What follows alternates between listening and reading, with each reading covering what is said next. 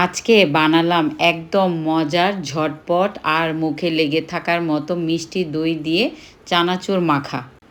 টক মিষ্টি দইয়ের সাথে ক্রিস্পি চানাচুর, এই কম্বিনেশনটা একবার খেলে বারবার খেতে মন চাইবেই।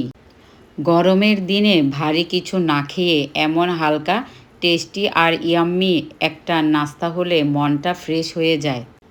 হঠাৎ ক্ষুধা লাগলে বা বিকেলের আড্ডায় এই চানাচুর মাখা একদম পারফেক্ট। এই চানাচুর আর দইয়ের মিশ্রণটা মুখে দিতেই ক্রিস্পি আর সফট একটা অনুভূতি, কি যে বলবো, খেতে যে কি মজা লাগছে। আপনারাও ট্রাই করে দেখুন। সহজ উপকরণে এত মজার স্বাদ মিস করা যাবে না কিন্তু। আপনাদের বাসায় কি কখনো মিষ্টি দই দিয়ে চানাচুর মাখা বানানো হয়েছে বা খেয়েছেন? কমেন্টে জানাবেন প্লিজ।